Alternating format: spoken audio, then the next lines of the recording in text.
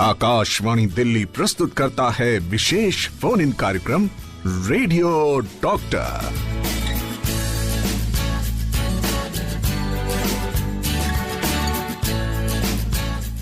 Akashvani rainbow कार्यक्रम radio doctor शुरू हो चुका है। आपके साथ हूं मैं मीना जैन, अपने श्रोताओं की सबसे बड़ी फैन। और मेरे साथ आज कौन है और क्या बात करने वाले हैं? वैसे अब सरप्राइज तो रहा नहीं, क्योंकि आपको पता चल गया है कि हमारा टॉपिक इस बार एलर्जी है। क्यों?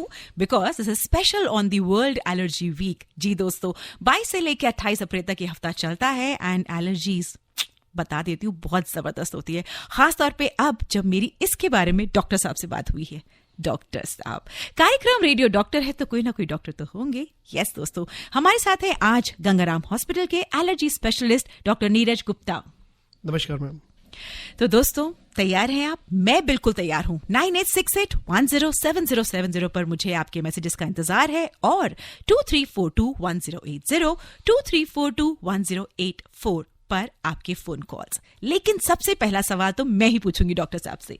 डॉक्टर साहब, हर जगह आजकल एलर्जीज की बात हो रही है और तरह तरह की एलर्जीज की बात हो रही है, लेकिन मेरा सवाल यह है कि आखिर एलर्जी होती क्या है? आपने बहुत अच्छा प्रश्न पूछा। एलर्जी जो है ये हमारे शरीर की अपनी एक अंदरूनी रिएक्शन है। जैसे कोई भी बच्चा जब बॉर्न होता है तो बॉर्न होने के समय के ऊपर उसे नहीं पता होता कि उसे कैसे रिएक्ट करना है, कैसे नहीं करना, और शुरू का पहला 1 साल उसके लिए बड़ा इंपॉर्टेंट होता है। अगर ये 1 साल के अंदर उसके संपर्क के अंदर कुछ ऐसी चीज़ें जैसे वातावरण के अंदर गांव का वातावरण, आउटडोर प्ले, जो तरह तरीके की खाने पीने की चीज़ें उनके खाने में इंट्रोड्यूस, स्पेशली 6 महीने से ऊपर, तो ऐसी स्थिति में उनकी जो बॉडी डेवलप हो रही होती है, जो बन रही होती है, उसको समझ में आने लगता है कि ये चीज़ें हमारी अपनी है, तो वो उनसे रिएक्ट नहीं करते। लेकिन क्या हो रहा है कि जैसे हम अर्बनाइजेशन की तरफ, शहरीकरण की तरफ बढ़ रहे हैं, तो ऐसी स्थिति के अंदर हमारे बच्चे जो हैं वो बहुत ज़्यादा प्रोसेस्ड फूड की तरफ और कहीं ना कहीं इंडोर प्ले की तरफ ज़्यादा रह जाते हैं बजाय कि आउटडोर के लिए, जिसकी वजह से हमारे बच्चों का उनसे संपर्क नहीं हो पाता उन जरूरी चीज़ों से, और वो सीख नहीं पाते कि इनसे कैसे रिएक्ट करना है। और 2-3 साल 3 साल की उम्र में जब स्कूल जाते हैं, वहाँ पर इन चीज़ों से पहला संपर्क आता है, समझ में नहीं आता कि क्या करना है, तो उनका इम्यून सिस्टम मिसबिहेव करता है, जिसको हम एलर्जी कहते हैं, और फिर उसके लक्षण शुरू हो जाते हैं। ओके तो दोस्तों, एक बेसिक खाका समझ आया कि एलर्जी होता क्या है। जब कोई ऐसी फॉरेन चीज जिससे हमारी बॉडी आदी ना हो, यूज टू ना हो, पहचानती ना हो, तो इम्यून सिस्टम थोड़ा सा गड़बड़ा जाता है, हिल जाता है, और होती क्या है फिर? एलर्जी। अब एलर्जी बहुत तरह की होती है। अब अगर आपके पास कोई संशय, कोई सवाल है एलर्जी को लेकर, तो आप हमें कॉल कर सकते हैं 23421080 23421084, अदरवाइज 9868107070 पर आप हमें मैसेज भी भेज सकते हैं। भेजने के साथ कितने समय से है, आपकी उम्र क्या है, और अगर साथ में कोई कोमॉर्बिडिटीज भी है तो प्लीज उसके बारे में भी हमें जानकारी ठीक से दीजिएगा। हमें इंतजार है आपके इस सवालों का, क्योंकि आज हम बात कर रहे हैं एलर्जीज के ऊपर, और मेरे साथ स्टूडियो में उपस्थित है allergy specialist doctor Neeraj Gupta. दम ये मस्त है, लेकिन ये दम पस्त भी हो सकता है अगर हम अपने इस प्यारे से शरीर में कोई एलर्जी को लिए घूम रहे हैं। क्यों डॉक्टर साहब? बिल्कुल ठीक कहा आपने। और कितनी बार ऐसा होता है कि हमें पता ही नहीं होता कि कोई किसी एलर्जी से हम सफर कर रहे हैं, और अचानक से एक दिन बड़ा बम गिरता है। बात हो रही है एलर्जीज की, मैं बात कर रही हूँ, आप बात कर रहे हैं, हम एलर्जी वीक मना रहे हैं। तो ऐसा क्यों कि सडनली इतनी ज्यादा एलर्जीज के ऊपर डिस्कशंस हो रहा है, या इतनी एलर्जीज हो रही हैं? ये एक बहुत वाजिब और सही प्रश्न पूछा है आपने, और ये हम सबको चिंता करना चाहिए कि क्यों ऐसा हो रहा है। तो इसका कारण ये है कि जैसे जैसे एलर्जी जो एक समस्या है वो डेवलप्ड कंट्रीज की समस्या है। जैसे जैसे हम डेवलप हो रहे हैं, हमारा शहरीकरण हो रहा है, हम अपने रूट्स से दूर जा रहे हैं, गाँव से अपने क्रूड रहने सहने से दूर जा रहे हैं, वैसे वैसे हम वातावरण से दूर जा रहे हैं। जैसे जैसे हम वातावरण से दूर जाते जाएंगे, वैसे वैसे हमें उसका प्राइस पे करना पड़ेगा। तो एलर्जी उसका वो कारण है, वो प्राइस है जो हमें पे करना पड़ता है जब हम अपने वातावरण से दूर जाने की कोशिश करते हैं। तो क्या, जैसे आपने कहा कि बहुत सारे कारण हो सकते हैं एलर्जी होने के, तो क्या हम कारण पता कर सकते हैं कि हमें ये खास एलर्जी क्यों है और किस वजह से है? ज़्यादातर कंडीशंस के अंदर कारण पता किए जा सकते हैं। तो इन कारणों के अंदर जो मुख्य रूप से कारण होते हैं वो दो तरीके से प्रभाव डालते हैं। एक तरीके के कारण होते हैं जो सांस लेने के जरिए अंदर जाते हैं, जो सांस के रूट से अंदर जाते हैं, जो नाक की और सांस की समस्याएं करते हैं, दमे की समस्याएं करते हैं। दूसरे तरीके के कारण होते हैं जो खाने पीने के पदार्थ हैं वो जब परेशान करते हैं। तो खाने पीने की एलर्जीज ज़्यादातर जब स्किन के कांटेक्ट में आती हैं तब ज़्यादा एलर्जीज होती हैं। तो ये दो मुख्य कारण होते हैं जिनको आजकल आधुनिक जांचों के जरिए पता लगाया जा सकता है और मरीज को सावधानी बरतने के लिए बताया जा सकता है। कई बार मैंने ये भी सुना है डॉक्टर ये बोलते हैं कि आप अपना एक हफ्ता पीछे ऑब्जर्व कीजिए, आपने क्या क्या खाया है, आने वाला भी एक हफ्ता आप ध्यान रखिएगा। तो क्या ये जरूरी होता है? कोई ऐसा टेस्ट नहीं है जो हमको बता सके कि भाई आपको गेहूं से एलर्जी है या आपको ब्रेड नहीं खाना है, ऐसा कुछ है? तो इसका मैं एक छोटा सा एग्जांपल दूंगा, सरल एग्जांपल दूंगा। जी। आप अपने घर में रहते हैं और आपके घर का हमें एक एड्रेस पता करना है, हमने गूगल पे डाला और गूगल ने हमें एक रास्ता दिखा दिया, लेकिन जरूरी नहीं है कि वही एक रास्ता एग्जिस्ट करता हो, बहुत सारे और रास्ते एग्जिस्ट करते हैं। तो इसी तरीके से एलर्जी के जो टेस्ट हैं वो सिर्फ एक रास्ते को बताते हैं जो मुख्य कारण है, लेकिन कभी कभी कुछ कुछ स्थितियों में उस कारण के जरिए, उस रास्ते के जरिए वो एलर्जी नहीं हो रही होती है लेकिन किसी और रास्ते से हो रही होती है जिसके लिए सीधे टेस्ट नहीं उपलब्ध होते, उसकी वजह से हमें उस रास्ते पर जाना पड़ता है। ओके। हेलो। हाँ जी मैडम। जी नमस्कार, क्या नाम है आपका? नमस्कार, मैडम मेरा नाम है रमेश मित्तल। जी रमेश जी बताइए। रोहिणी से बोल रहा हूँ मैं। जी, आपने शायद अभी मैसेज भी भेजा है। हाँ जी, मैसेज भी भेजा जी है। जी रमेश जी पूछिए, क्या पूछना चाहते हैं? मैं यही पूछना चाहता हूँ मैडम, मेरे को एलर्जी है बड़े लंबे समय से। जी। लेकिन मेरी इस समय आयु हो गई 63 जी 63 वर्ष है। अब मेरे को है ना बड़ी जुकाम खांसी, बहुत छींकें आती हैं, पेट की भी इंडाइजेशन रहता है। और तो इस वजह से मैडम देखिए मेरी तो स्किन की भी हल्की ही प्रॉब्लम है। क्योंकि सबसे ज्यादा मेरे को इतना जुकाम हो जाता है, नाक वाक सब कुछ बंद हो जाता है मेरा। मेरे को बड़ी दिक्कत होती है। ये मेरे समझ में नहीं आया मैं इसके लिए क्या करूँ, कोई मुझे गाइड करें डॉक्टर साहब जी कि मैं क्या करूँ। मैंने दिखवाई थी, एलर्जी टेस्ट करवाया था, ब्लड टेस्ट, उसमें 3200 कुछ आई थी एलर्जी मेरी। रमेश जी, आपने एक ही प्रश्न के अंदर कई प्रश्न पूछे हैं, धन्यवाद आपके प्रश्न पूछने का। सबसे पहली बात यह है कि आपने बिल्कुल सही कहा कि क्या कोई जांच की जा सकती है, तो हाँ, आजकल के समय में कुछ जांचें की जा सकती हैं और कारण पता करने का कोशिश किया जा सकता है। अगर हमें कारण पता चल जाए तो ऐसी स्थिति में आपको राय दे सकते हैं कि ये चीज़ें आपने बंद करनी है या ये चीज़ें आपने अवॉइड करनी है जिनकी वजह से आपको एलर्जी हो सकती है। कुछ आपके हवा में, वातावरण में, घर के अंदर, घर के बाहर भी कुछ ऐसे कारण हो सकते हैं जो शायद आपकी जानकारी में ना हो, लेकिन जब वो आपके संपर्क में आते हैं तो उनसे भी आपके लक्षण बढ़ जाते हैं। तीसरी जो एक बड़ी इंपॉर्टेंट चीज़ आपने बताई, वो आपने बताया कि जो आपका एक टेस्ट जिसको आपने कहा 3200 आया था, तो ये टेस्ट जो है ये अक्सर हम करते हैं जिसको टोटल IgE कहते हैं, जो टेस्ट आपने बताया। तो मैं आपकी जानकारी के लिए बता दूं कि आजकल जो एलर्जी के टेस्ट हैं उसमें अब हम टोटल IgE को बहुत वैल्यू नहीं देते। ये एक बहुत पुराना टेस्ट हो चुका है और अब इसके आगे कई नए तरीके के आधुनिक टेस्ट, जो स्पेसिफिक टेस्ट आ गए हैं कि आपको एक चीज़ से या दूसरी चीज़ से या तीसरी चीज़ से किस चीज़ से एलर्जी है, वो चीज़ के बारे में बताया किया जा सकता है। तो अकेले 3200 से कुछ पता नहीं पाएंगे, लेकिन उसके अगले कदम के टेस्ट से कुछ चीज़ों को बता पाएंगे। तो आप इनको क्या सलाह देते हैं कि इनको एक एलर्जी स्पेशलिस्ट के पास ही जाना चाहिए या किसी लंग्स वाले के पास जाएं या ENT के पास जाएं, क्या करेगी? तो मुझे ऐसे समझ आता है कि हर एक डॉक्टर जो है उसका अपना एक फील्ड है, अपना एक एक्सपर्टीज़ है। तो जो भी स्पेशलिस्ट हैं वो अपने ऑर्गन स्पेसिफिक, अपने अंग स्पेसिफिक जो है वो सबसे अच्छी नॉलेज रखते हैं और उसके हिसाब से इलाज देते हैं। बट अनफॉर्चुनेटली एलर्जी एक ऐसी बीमारी है जो कि एक अंग से संबंधित नहीं है, वो पूरे शरीर को प्रभावित करती है और वो शरीर के अलग अलग हिस्सों में या तो एक समय पर या अलग अलग समयों पे असर करती है और कभी कहीं कम, कभी कहीं ज़्यादा। तो आपको एक ऐसे स्पेशलिस्ट की ज़रूरत है जो उस एलर्जी की समझ रख सके और जो उस शरीर के पूरे हिस्से को, पूरे शरीर को एक तौर पे देख पाए। डॉक्टर साहब, कभी ऐसा भी होता है कि एक टाइम पर मुझे कोई स्किन का प्रॉब्लम हो रहा है, जो शायद कह सकते हैं कि जैसे दापड़ निकल रहे हैं तो लगा भी कोई एलर्जी है, लेकिन कुछ महीनों बाद मुझे बहुत ज़्यादा खांसी रहने लगी या मुझे बहुत कोल्ड हो गया, तो क्या एलर्जी ऐसे शिफ्ट भी कर सकती है? तो ये आपने ना एक एलर्जी का बड़ा गूढ़ राज मुझसे पूछा है। तो गूढ़ राज ये है कि इसको हमारी मेडिकल भाषा में एटोपिक मार्च या एलर्जिक मार्च कहते हैं। तो एलर्जिक मार्च या एटोपिक मार्च का सीधा साधा मतलब ये है कि इसके अंदर जो एलर्जी है या उसके लक्षण जो है वो एक अंग से दूसरे अंग पे ट्रांसफर करते हैं। जैसे बचपन में शुरू के पहले 1 साल, 2 साल, 3 साल अक्सर बच्चे हमारे पास चमड़ी की एलर्जी, दाद, ड्राई स्किन, एक्जिमा इनके साथ आते हैं।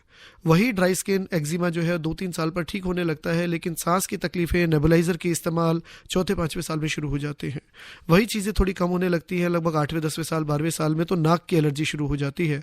तो ये जो ऑर्गन शिफ्टिंग है, ये जो ऑर्गन का जो चेंज ओवर है, ये एलर्जी का एक बहुत गूढ़ राज है। और इसी में हम कहते हैं कि अगर जिसको ये समझ में आ जाए, और जितना जल्दी समझ में आ जाए उतना अच्छा है, क्योंकि उतनी जल्दी उपाय किए जाएं और ये आगे बढ़े ना।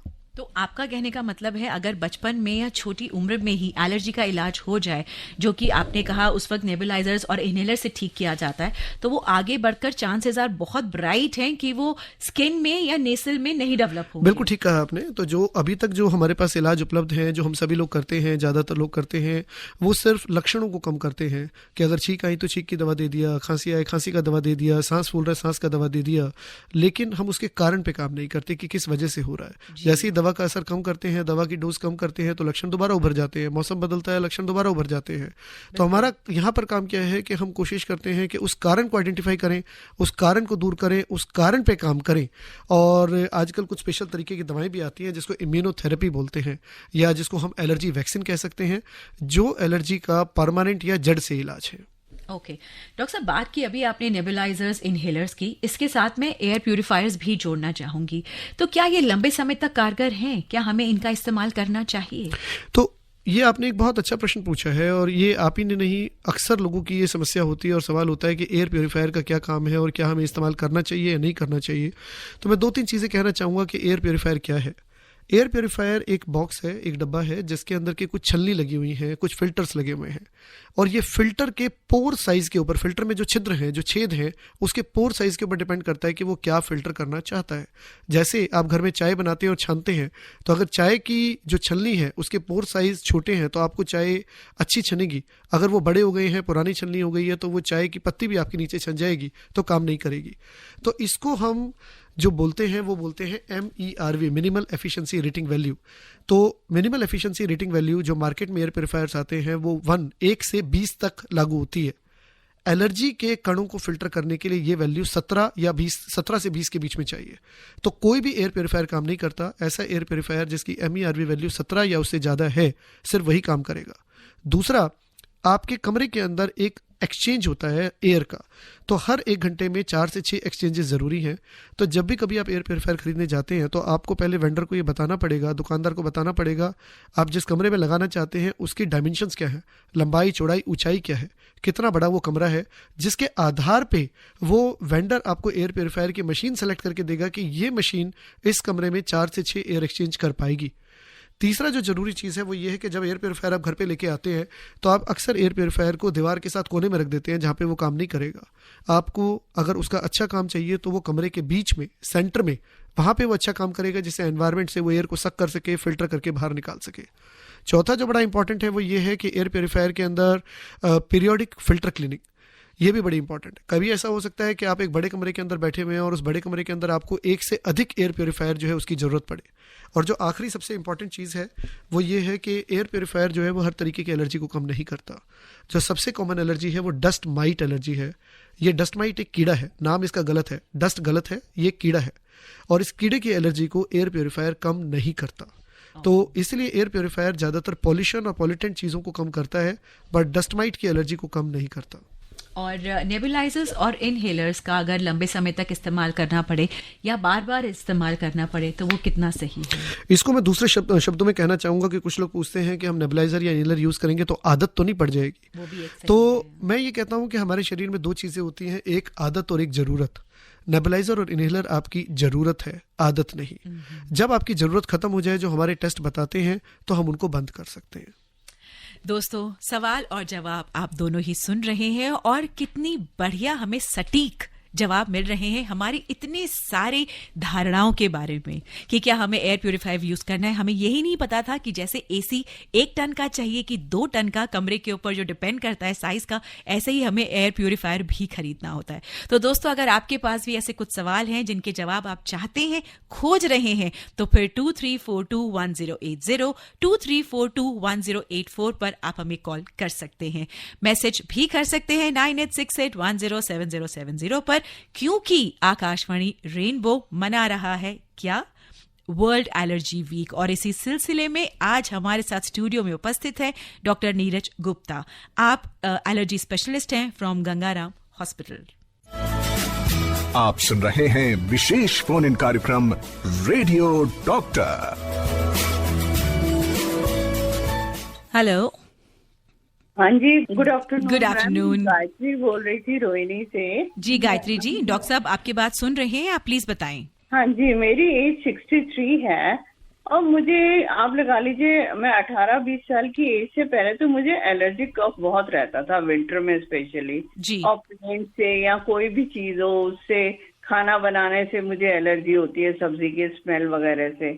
लेकिन 2010 से जब से मेरा गॉल ब्लैडर रिमूव हुआ है तो उसके बाद मेरी बॉडी पूरी स्टिफ हो गई थी और जैसे कहते हैं ना वो पैचेस से पड़ गए थे और बहुत ज्यादा एलर्जी रहने लगी। फिर थोड़ा सा ट्रीटमेंट लिया, बेटर हुआ और मेरी किडनी भी श्रिंक्ड है और थोड़ा बहुत कोलेस्ट्रॉल बढ़ा हुआ है, 265 वगैरह है और थोड़ा शुगर भी उस पे है, बॉर्डर पे है। मैंने एक एलर्जी टेस्ट कराया था एंडोक्राइन एंड एलर्जी लैब से, उसमें 50-60 चीजों का वो देते हैं। क्या ये एलर्जी टेस्ट ऑथेंटिकेटेड है? गायत्री जी आपके प्रश्न के लिए और धन्यवाद। अभी एक लास्ट क्वेश्चन। अब जी। रिसेंटली हफ्ते 10 दिन से ये हो रहा है, मैं नहा के आती हूँ तो मुझे बहुत खुजली होती है, इरिटेशन सी लगती है और बॉडी में हीट सी रहती है और जब से गॉल ब्लैडर रिमूव कराया है तो मुंह में छाले से और पूरे वो टंग में हीट सी रहती है पूरे मुंह में मेरे। गायत्री जी आपके प्रश्न के लिए धन्यवाद। आपने काफ़ी चीज़ों के अंदर अपने प्रश्न का उत्तर भी दिया कि आपको पहले से ही एलर्जी का प्रॉब्लम था। जैसे आपने बताया कि जब आप छोटे थे तो आपको थोड़ा सा छींकों का और सांस का थोड़ा प्रॉब्लम था जिसके लिए आपका ट्रीटमेंट चलता था या आपको ज़रूरत पड़ती थी। और अभी जो आपको मेन परेशानी आ रही है वो है आपकी, इसको बोलते हैं सेंसिटिव स्किन। आपकी स्किन जो है थोड़ी सेंसिटिव हो गई है और जिसकी वजह से आपको अब ये जो दाफड़ से और जो ये निशान जो खुजली वाले जो आते हैं और जो खुजली रहती है वो परेशानी आती है। तो इसके अंदर ज़्यादातर फीमेल्स में, लेडीज़ में ये ज़्यादा होता है, स्पेशली हार्मोन्स के बदलाव के टाइम पे ये ज़्यादा होता है, मौसम बदलाव के टाइम पे हो सकता है, उनको ज़्यादा होता है जिनको पहले से एलर्जिक प्रॉब्लम रही है। और जैसे मैंने पहले भी बताया कि एलर्जी अपने अंग भी बदलती है, तो ये संभव है कि पहले लक्षण किसी और अंग के आएँ और अभी किसी और अंग के आएँ। तो मुझे नहीं लगता कि ये गॉल ब्लैडर के रिमूव करने से कुछ लेना देना है, लेकिन जो आपकी बाकी चीज़ें हैं जैसे ब्लड प्रेशर का दिक्कत है या डायबिटीज़ का दिक्कत है, तो कभी कभी उनके लिए कुछ दवाएं देनी पड़ती हैं और कुछ दवाइयां ऐसी हैं जो स्किन की सेंसिटिविटी को बढ़ा देती हैं। तो इसीलिए वो एक बार आपसे जानकारी लेकर उसके बाद ही बात करना पड़ेगा। रिगार्डिंग टेस्टिंग के लिए तो बस मैं इतना ही बता सकता हूँ इस समय पे कि एलर्जी के टेस्ट 2 तरीके के उपलब्ध होते हैं। एक खून से जांचें की जा सकती हैं और दूसरा स्किन टेस्ट बोलते हैं जिसको किया जा सकता है। तो खून की जांचें जो हैं वो हर जगह एक बराबर नहीं होती, तो कुछ तरीके के टेस्ट जो हैं वो वैलिडेटेड टेस्ट होते हैं, बट हर तरीके के टेस्ट जो हैं, हर जगह के टेस्ट जो हैं वो बराबर वैल्यू नहीं रखते हैं। स्किन टेस्ट बेटर होते हैं पर हर स्थिति में वो नहीं किए जा सकते, तो वो पेशेंट टू पेशेंट हमें देखना पड़ता है कि किस मरीज के अंदर किस टेस्ट से सबसे ज़्यादा इन्फॉर्मेशन मिल सकती है और उसी के बेसिस पे काम किया जा सकता है। आई होप गायत्री जी आपको आपके सवाल का जवाब मिल गया होगा and thank you so much. कौन सी मैं ब्लड टेस्ट कराऊं? मैं तो दिल्ली में रहती हूँ, या स्किन टेस्ट का प्लीज आप मुझे गायत्री जी इसके लिए पहले आपको ना एक बार किसी एलर्जी स्पेशलिस्ट से मिल के और अपना डिटेल इवेल्युएशन करना पड़ेगा, क्योंकि ब्लड टेस्ट एलर्जी के जो हैं वो लगभग अराउंड 500 के आसपास होते हैं, तो वो आपसे डिटेल में बैठ के बातचीत करके उसके बाद ही कुछ फैसला लिया जा सकता है। निष्कर्ष यही है गायत्री जी कि आपको एक एलर्जी स्पेशलिस्ट से मिलना होगा और उन्हीं से फिर आगे अपना प्रोसेस शुरू करना होगा। शंकर का मैसेज है डॉक्टर साहब, वो कहते हैं कि मुझे 6 साल से डस्ट एलर्जी है और मैं एक एंटी एलर्जन टैबलेट खाता हूँ, 2 खाता हूँ तो मैं बिल्कुल ठीक रहता हूँ, और पर अगर मैं ये खाता रहूँ तो कोई नुकसान तो नहीं है और मैं किस तरह से इससे बच सकता हूँ, आप प्लीज ये बताएं। तो मैं इसका सरल उत्तर यही दूंगा कि कोई भी ऐसी चीज़, कोई भी ऐसी दवा नहीं है जो बिना किसी साइड इफेक्ट के हो। तो हर एक चीज़ अगर उसकी ज़रूरत है तब तक तो ठीक है, लेकिन उसको अगर खाते रहें और जो रूट कॉज है, जो कारण है, उस पर काम ना करें तो वो गलत है। तो अगर आपको डस्ट से एलर्जी है तो इसका मतलब डस्ट के अंदर कुछ ऐसे पार्टिकल्स हैं, चाहे वो डस्ट माइट के हैं, चाहे वो कॉकरोच के हैं या किसी और चीज़ के हैं जो आपको ट्रबल कर रहे हैं, और अगर उनको आइडेंटिफाई करके उनको दूर किया जा सके तो ऐसी स्थिति के अंदर आपको इन टैबलेट से छुटकारा दिलाया जा सकता है। शिमला से दिनेश शर्मा का मैसेज है कि 68 वर्ष की उम्र है और एलर्जी से मेरी नाक अक्सर बंद हो जाती है, सांस लेने में दिक्कत होती है, नेजल स्प्रे क्या लिया जा सकता है और वैसे इस प्रॉब्लम का राहत मुझे किस तरह से मिल सकता है? तो बिल्कुल आपने ठीक कहा कि जब भी कभी एलर्जी से तकलीफ है तो उसके लिए जो फर्स्ट जो चॉइस तकलीफ है नाक की एलर्जी के लिए वो नेजल स्प्रे जिसको इंट्रानेजल स्टेरॉइड्स बोलते हैं वो लेना चाहिए। लेकिन वंस अगेन मैं कहना चाहूँगा कि जो उसका कारण है अगर उस कारण को हम दूर कर पाएँ तो शायद आपको उस मेडिसिन की ज़रूरत ही कम हो जाए। तो इसलिए ज़रूरी है कि एटलीस्ट कम से कम कारण को ज़रूर पता करना चाहिए। हेलो हेलो जी, नमस्कार। प्लीज अपना नाम बताएं और कहाँ से बात कर रहे हैं? मीना जैन को मेरा नमस्कार। नमस्कार जी, बताइए। डॉक्टर साहब को भी प्रणाम। नमस्कार जी, नमस्कार। हाँ, पहला सवाल तो मेरा ये है कि बचपन में मुझे ना सर्दी में ना गर्मी में कभी मेरी नाक के होल बंद नहीं होते थे, ना ही मुझे छींक आती थी। किंतु मुझे अब जो है इस वक्त 48 साल मेरी उम्र है और 6 फीट मेरी हाइट है, ओ पॉजिटिव मेरा ब्लड ग्रुप है, तो मुझे मई जून के महीने में भी छींकें आती है। डॉक्टर साहब, पहला सवाल तो मेरा ये है, इसकी वजह क्या हो सकती है? और दूसरा सवाल ये है कि मेरे को ना मेरे बॉडी के फ्रंट पार्ट में जो है तिल हो गए हैं, तिल काले काले धब्बे, इसकी क्या वजह हो सकती है? और तीसरा सवाल ये है कि यदि मैं गोश्त खा लूँ, मीट खा लूँ, तो मुझे चिकन पॉक्स हो जाते हैं, उसकी कदर माता निकल आती है। इसकी वजह जरा समझाएं प्लीज, या मुझे किस डॉक्टर से कंसल्ट करना पड़ेगा प्लीज? तो आपके प्रश्न के लिए धन्यवाद। जो दूसरा और तीसरा जो सवाल है आपका वो एलर्जी से संबंधित नहीं है, लेकिन जो आपका पहला सवाल है तो उसके लिए ये है कि अक्सर देखा जाता है अप्रैल मई जून के मौसम में, स्पेशली अप्रैल मई के मौसम में एलर्जी के मरीजों में, स्पेशली सांस की एलर्जी के मरीजों के लक्षण बढ़ जाते हैं, चाहे वो नाक की एलर्जी हो चाहे वो सांस की एलर्जी हो, क्योंकि ये वो समय होता है जिस समय के ऊपर हवा जो है वो थोड़ी डस्टी होती है और इस समय के ऊपर गेहूं की और बाकी चीज़ों की जो धान और जो उसके जो पार्टिकल्स निकलते हैं, जो डस्ट पार्टिकल निकलते हैं, उसमें हवा में उनकी मात्रा ज़्यादा होती है। तो जिन लोगों को एलर्जी के लक्षण हैं उन लोगों को सिम्टम्स जल्दी आते हैं, ज़्यादा आते हैं ऐसे मौसम के अंदर। तो इसके लिए स्पेसिफिक टेस्टिंग जो है वो ज़रूरी है। 22 से 28 अप्रैल तक चल रहा है वर्ल्ड एलर्जी वीक और इसी सिलसिले में आज का हमारा खास प्रोग्राम एलर्जीज पर ही है और इसीलिए एलर्जी स्पेशलिस्ट गंगाराम हॉस्पिटल से डॉक्टर नीरज गुप्ता हमारे यहाँ स्टूडियो में उपस्थित है। आकाशवाणी रेनबो पर कार्यक्रम चल रहा है रेडियो डॉक्टर, आपके साथ हूं मैं मीना जैन, अपने श्रोताओं की सबसे बड़ी फैन। डॉक्टर साहब, अक्सर हम बात करते हैं कि बाहर बहुत पोल्यूशन है, बाहर ये है, बाहर वो है, अंदर भी तो कुछ होगा। जिस घर में हम रहते हैं या जिस ऑफिस में काम करते हैं वहां भी तो ऐसे कोई ना कोई कारण होंगे जिसकी वजह से हमें एलर्जीज या एलर्जेंस लगते होंगे और फिर तकलीफें आती होगी। बिल्कुल ठीक कहा मीना जी आपने। तो इसको हम बोलते हैं आउटडोर और इंडोर एनवायरनमेंट। तो आउटडोर एनवायरनमेंट या आउटडोर पोल्यूशन जो है वो तो हम समझते हैं, सबको मालूम है कि AQI एयर क्वालिटी इंडेक्स के नाम से जाना जाता है और जब भी कभी 300-400 के आसपास उसकी वैल्यू पहुंच जाती है तो हमें लगता है कि काफ़ी पोल्यूशन हो गया है और काफ़ी ख़राब हवा हो गई है, कैसे सांस लिया जाए। लेकिन हमारे अपने घरों में, आपके घर में, हमारे घर में, सब घरों के अंदर जब खाना पकाया जाता है तो ऐसी स्थिति के अंदर कभी कभी ये AQI जो है 1000 को भी टच करता है और कभी 1000 को भी क्रॉस करता है। आजकल हमारे घरों के अंदर ओपन किचन्स हैं जिनके अंदर पराठा बनाते समय पे, पूरी तलते समय जब भी कभी धुआं फ्यूम्स आते हैं तो ये AQI परेशान करता है, बढ़ता है। और ऐसी स्थिति में ओपन किचन के अंदर सिर्फ वही इंसान जो खाना बना रहा है उसी को प्रभावित नहीं करता, जो बगल में बच्चे लिविंग रूम में या कहीं पे खेल रहे हैं वहां तक भी उसका असर रहता है। बच्चों के फेफड़े ग्रो कर रहे होते हैं तो उनके ऊपर कहीं ज़्यादा असर होता है बजाय के बड़ों के।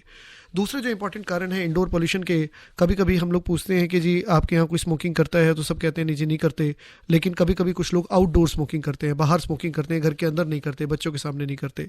तो ये माना जाता है कि आउटडोर स्मोकिंग भी काफ़ी ज़्यादा नुकसानदायक है, क्योंकि जब आप स्मोक करते हैं तो उसके जो पार्टिकल्स आपके कपड़ों पे लगते हैं वो अल्टीमेटली जब आप घर आते हैं तो वो पार्टिकल्स भी घर के एनवायरनमेंट में मिक्स हो जाते हैं और बच्चे कहीं ना कहीं उस पर एक्सपोज होते हैं।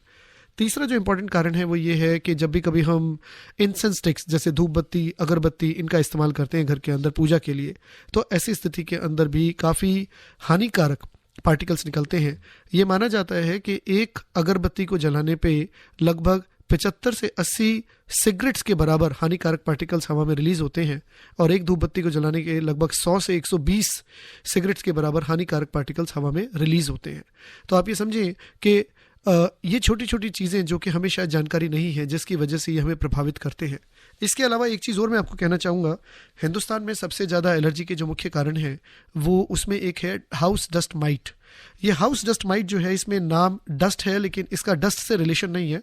ये एक छोटे किस्म का कीड़ा होता है जिसका साइज़ जो है वो लगभग हमारे बाल के आकार का होता है और ये जो कीड़ा है ये हमारे बिस्तर में मिलता है, हमारी चादर में, तकिए में, गद्दों में और इन सब चीज़ों में मिलता है। और ज़्यादातर ऐसे घर जहाँ पे सनलाइट कम होती है, जहाँ पे वेंटिलेशन कम होता है, उनके अंदर ये ज़्यादा होता है। तो ये कीड़ा जो है ये लगातार कुछ केमिकल्स बनाता है, और ये केमिकल्स जो हैं जब हम सांस के जरिए अंदर जाते हैं तो सांस की समस्याएं, जब चमड़ी पे लगते हैं तो चमड़ी पे खुजली की समस्याएं करते हैं। आपने अक्सर देखा होगा कि बच्चा या बड़ा इंसान जो है रात को सोने के लिए जाता है, 3-4 घंटे के बाद उसको खांसी की वजह से नींद खुल जाती है, रात को 12 बजे, 1 बजे, 2 बजे, या अर्ली मॉर्निंग के अंदर नाक बहना, छींके आना, वो सब इस कीड़े की ही लक्षण है। क्यों? क्योंकि ये कीड़े की मात्रा जो है, इसके रसायन की मात्रा उस बंद कमरे के अंदर धीरे धीरे बढ़ती जाती है और इंसान उसको इनहेल करता जाता है। 3-4 घंटे में उसकी मात्रा इतनी ज़्यादा बढ़ जाती है, अर्ली मॉर्निंग तक बढ़ जाती है कि आपको ज़्यादा लक्षण आते हैं। इंडोर पोल्यूशन की बात की तो ऐसे में जो प्रेग्नेंट वुमेन है, क्या उसके इनबॉर्न चाइल्ड पर या जो छोटे बच्चे जैसे घर में रह रहे हैं, उन्हें किस हद तक ये पोल्यूशन अफेक्ट करता है, और किस तरह की टेस्टिंग बाहर अवेलेबल है कि जिससे पता लगाया जा सके और बच्चों को बचाया जा सके?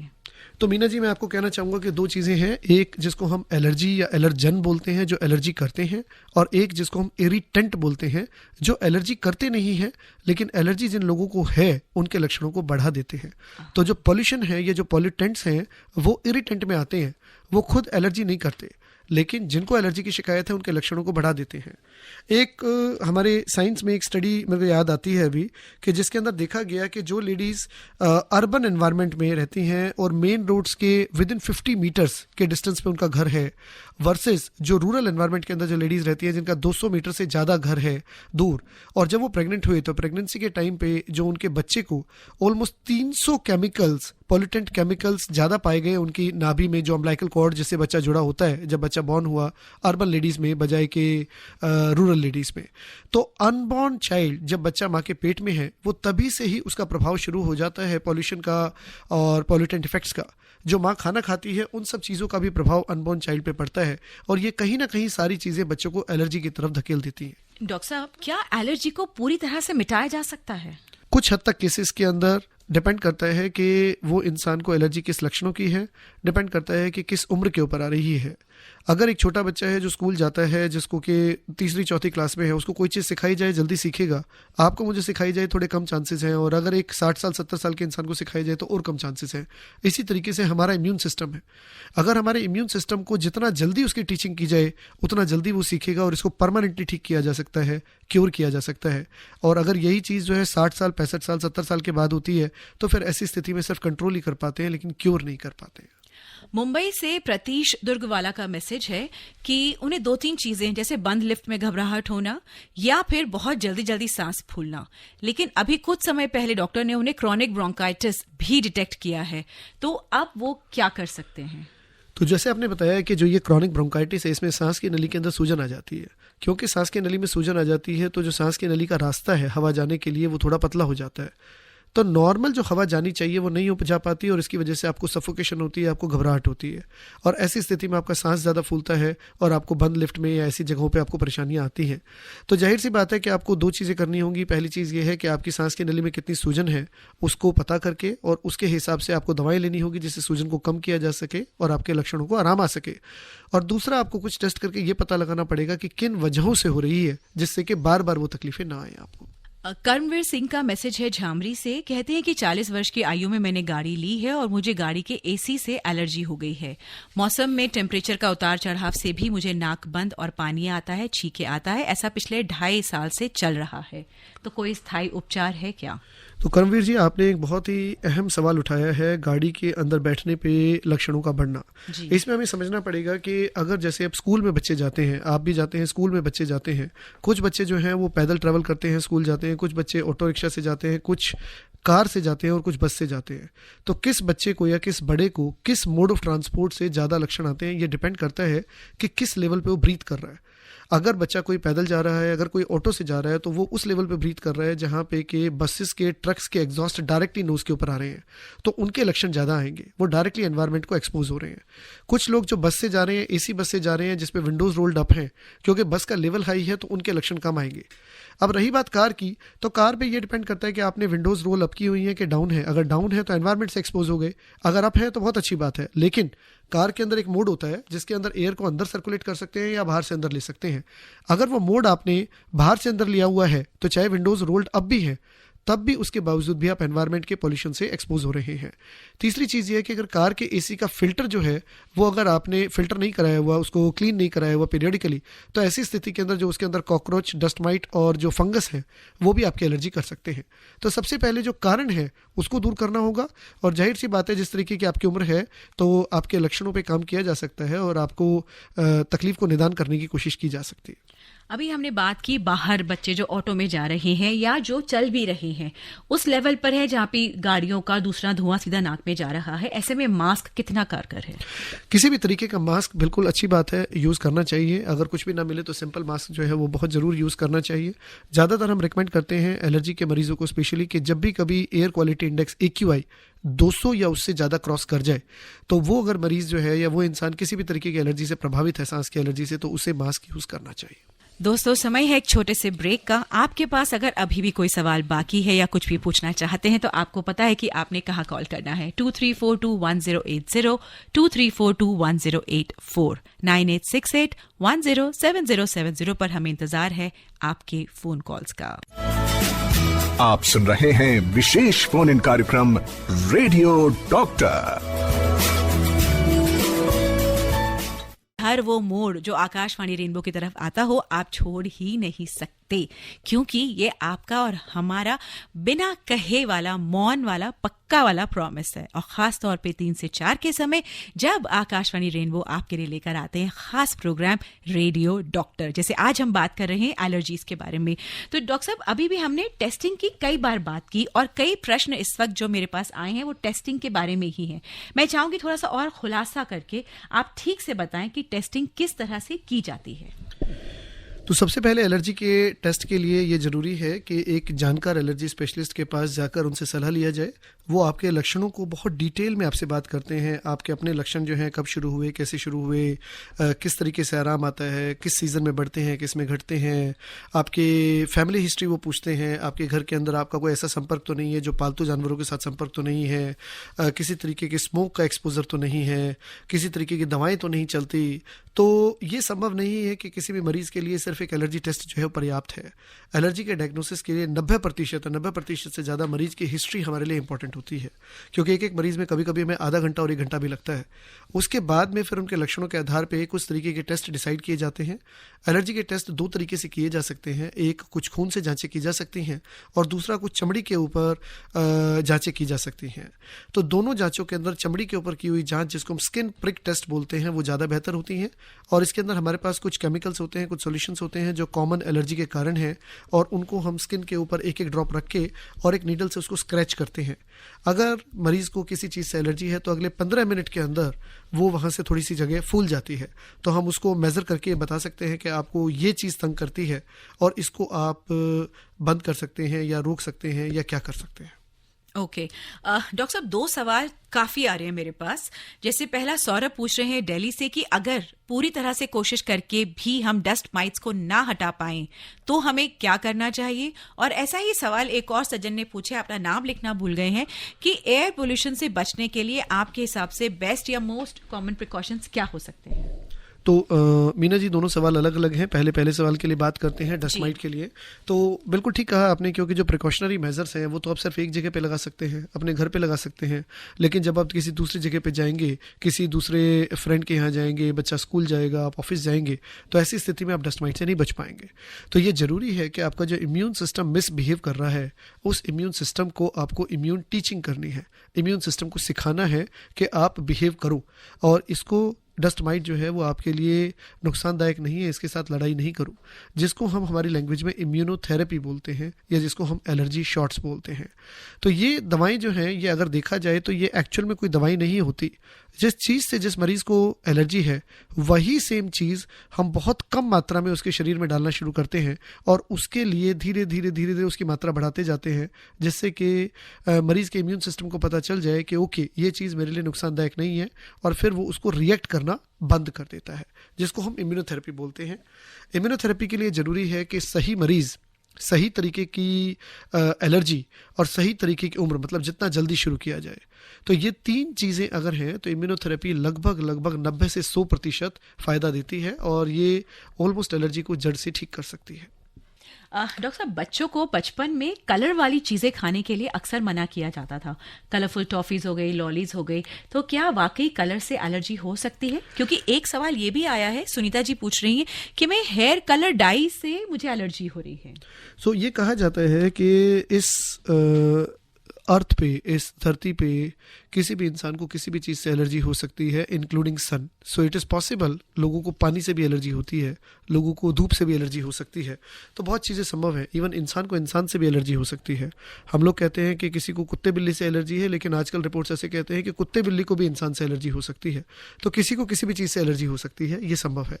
और रही बात जो आपने फूड के बारे में बताया, तो फूड की कलरिंग से रिलेशन नहीं है, it is called as food processing. जब फूड को हम प्रोसेस करते हैं तो प्रोसेसिंग के दौरान उसके अंदर कुछ ऐसे एडिटिव्स, कुछ ऐसे केमिकल मिक्स किए जाते हैं जिससे कभी कभी किसी सेंसिटिव इंसान को प्रॉब्लम्स आ सकती हैं। तो वो चाहे फूड को एक पर्टिकुलर टेम्परेचर पे बर्न करना, उसकी प्रोसेसिंग करना या उस पर कलर लगाना, ये किसी इंसान को परेशान कर सकते हैं, सबको परेशान नहीं करते। जो आपने एक दूसरा बताया हेयर डाई का, वो एक अलग चीज़ है। वो एक तरीके की प्रूवन एलर्जी है जिसको किसी को जैसे कोई आर्टिफिशियल ज्वेलरी से, नेकलेस से, वॉच से या हेयर डाई से या किसी पर्टिकुलर टाइप के स्लिपर से या किसी पर्टिकुलर टाइप के अंडरगारमेंट से, ये जो एलर्जीज हैं ये एक पर्टिकुलर टाइप की एलर्जी होती है जिसको हम डिलेड एलर्जी या डिलेड हाइपर सेंसिटिविटी बोलते हैं, जिसके लिए कुछ टेस्ट होते हैं जैसे पैच टेस्ट जो किए जा सकते हैं और पता लगाया जा सकता है कि किन चीज़ों से प्रॉब्लम आ रही है। अक्सर देखा है पार्लर्स में कुछ भी नई चीज लगाने के पहले वो एक छोटी सी जगह लगाते हैं स्किन पर, जस्ट टू सी 15-20 मिनट, आधा घंटा वेट करते हैं। वो शायद इसीलिए होता है। जी, इसमें मैं कहना चाहूंगा कि वो जो छोटी सी जगह लगाते हैं वो डिलेड हाइपर सेंसिटिविटी कभी कभी 24 घंटे बाद भी रिएक्ट कर सकती है। तो 15 मिनट एनफ नहीं है। तो अगर किसी को लगाना है तो कम से कम 24 से 48 घंटे उसको छोड़ना चाहिए और उसके बाद ही फिर उसको इस्तेमाल करना चाहिए। 15 मिनट एनफ नहीं है। हेलो, नमस्ते मैम। जी नमस्कार, क्या नाम है आपका? मेरा नाम रमेश बहादुर सिंह है। जी बताइए बहादुर जी, कहाँ से बोल रहे हैं आप? फिलहाल तो यूपी रायबरेली से, मैं यहाँ पर खरियाना में काम कर रहे हैं मैम। जी बताइए, क्या पूछना चाहते हैं आप? मैम अभी भी हमारे बहुत से लोग जो हमारे सवाल तो ये था कि ये जो जुकाम खांसी वाकई में ये जनवरी फरवरी में आने के बजाय ये मई जून जुलाई की तरह की आ रही है, इससे मैं दवाई लेऊं या फिर पानी का दिक्कत हो रहा है, कारण क्या है? मैम ये जुकाम पकड़ रहा है, बाकी अब वो दवाई भी नाक सूखने के लिए भी रखता हूँ, लेकिन इसका कारण कहाँ से? हम समझ गए Bahadur ji. Thank you so much. जी Bahadur ji, thank you so much. Thank you Bahadur ji. तो जैसे बहादुर जी हमने पहले भी जिक्र किया कि ये डिपेंड करते हैं कि आपको किस चीज़ से एलर्जी है। तो हवा में, वातावरण में मौसम बदलता है, हवा बदलती है तो उसके कण भी बदलते हैं। तो ये डिपेंड करता है कि आपको किन कणों से एलर्जी है। कभी कभी अप्रैल मई के मौसम में डस्ट ज़्यादा होती है हवा में, तो जिसकी वजह से जिनको डस्ट से स्पेशली खेती का कटाई का समय होता है तो ऐसी समय में उनसे जब एलर्जी है तो उनसे प्रॉब्लम आ जाती है। उसी के मुकाबले अगर किसी को पॉल्यूशन से, पॉल्यूटेंट से, दिवाली के आसपास आप देखेंगे जब मौसम बदलता है तब प्रॉब्लम आती है। तो ये डिपेंड करता है कि किसको किस सीजन में प्रॉब्लम है और उस सीजन के अंदर किस तरीके के पार्टिकल्स हवा के अंदर ज्यादा हैं। तो जिस तरीके के पार्टिकल्स आपको एलर्जी है वैसे ही लक्षण आपको आएंगे। ओके, मनोहर लाल जी का मैसेज आया है कि बीपी के पेशेंट को अक्सर लंबे समय तक दवाई लेनी पड़ती है, इनफैक्ट कई बीमारियों के लिए। तो कई बार किसी लंबे समय तक लेने से दवाई से भी क्या एलर्जी हो सकती है और क्या वो गंभीर रूप धारण कर सकता है? जी, मैंने भी थोड़ी देर पहले बताया कि एलर्जी जो है वो किसी भी चीज़ से हो सकती है, किसी भी कारण की वजह से हो सकती है, दवा से भी संभव है वो हो सकती है। और हाँ बिल्कुल, एलर्जीज जो है वो कभी कभी गंभीर रूप लेकर जानलेवा भी हो सकती हैं। तो इसीलिए इनको नज़रअंदाज नहीं करना चाहिए और इनको जितना जल्दी आपको समझ आ जाए, जितना जल्दी आपको लगे कि हाँ मुझे एलर्जी हो सकती है, तो एक जानकार डॉक्टर के साथ में आपको उसी समय परामर्श लेना चाहिए। एक मदर का मैसेज है प्रीति का चंडीगढ़ से कि मेरा बेटा 8 साल का है और उसको कभी कभी खांसी बहुत ज़बरदस्त चलती है और मैं फिर उसको एंटी एलर्जी दे देती हूँ और वो ठीक हो जाता है। क्या ऐसा करना सही है?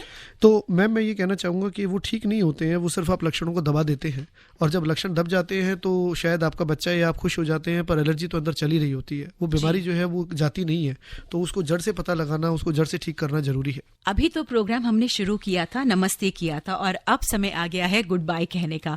हम गुड बाय कहें, अपने श्रोता से विदा लें और आपको भी हम थैंक यू कहें। हम चाहेंगे कि जाने के पहले आज हमने जो भी बातचीत की उसका एक निचोड़ आप हमारे श्रोताओं को प्लीज देकर जाएं। तो मीना जी, सबसे पहले मैं कहना चाहूँगा कि धन्यवाद जो आपने मेरे को इतना मौका दिया कि बाकी सब लोगों से बातचीत करने का। ये सबसे इम्पॉर्टेंट है कि एलर्जी एक बढ़ती समस्या है और आगे आने वाले समय में जिस तरीके से शहरीकरण हो रहा है, एलर्जीज बढ़ रही हैं और तेज़ी से गंभीर रूप ले रही हैं और बढ़ेंगी। तो हमें एलर्जी के प्रति जागरूक होना ज़रूरी है। एलर्जी किसी भी सिस्टम को, किसी भी अंग को प्रभावित कर सकती है। और ऐसी स्थिति के अंदर जितना जल्दी हो सके, जितनी जल्दी उम्र के अंदर ऐसी स्थिति के अंदर जानकार डॉक्टर से जरूर परामर्श लेना चाहिए। और अगर किसी पर्टिकुलर तरीके के कोई टेस्ट अवेलेबल हैं, किसी पर्टिकुलर तरीके की कोई दवा अवेलेबल है, तो उसका इस्तेमाल जरूर करना चाहिए, जिससे कि हम एलर्जी के इस बढ़ते स्वरूप को, बढ़ती चीज़ों को यहीं पर रोक सकें। ये बहुत ज़रूरी है। आज इस एलर्जी पर कार्यक्रम का सबसे बड़ा निचोड़ जो मैंने महसूस किया और जो मैं अपने साथ लेकर जाऊंगी वो ये है कि हमें जो बीमारी हो उसी के स्पेशलिस्ट को दिखाना चाहिए। अगर एलर्जी है तो लंग स्पेशलिस्ट या ईएनटी के पास ना जाएं, सबसे पहले जीपी के पास, और फिर अगर कंट्रोल में ना आए तो प्लीज एलर्जी स्पेशलिस्ट को कंसल्ट करें। जी मीना जी, बिल्कुल ठीक कहा आपने। इसी के साथ मैं अपनी श्रोताओं की तरफ से, सभी सुनने वालों की तरफ से आपका तहे दिल से धन्यवाद करती हूँ कि आप स्टूडियो में आए और आपने हमें बहुत ही काम की बातें बताई। Thank you so much. धन्यवाद। और दोस्तों, आपसे भी गुजारिश है कि आपको आज का कार्यक्रम कैसा लगा। इस कार्यक्रम से संबंधित आप कोई भी सुझाव या हमें फीडबैक देना चाहते हैं तो healthAirDelhi@gmail.com पर दे सकते हैं। healthAirDelhi@gmail.com पर आप हमें दे सकते हैं। अभी आप आकाशवाणी दिल्ली से विशेष फोन इन कार्यक्रम रेडियो डॉक्टर सुन रहे थे। कार्यक्रम की प्रस्तुतकर्ता थी शालिनी मित्तल।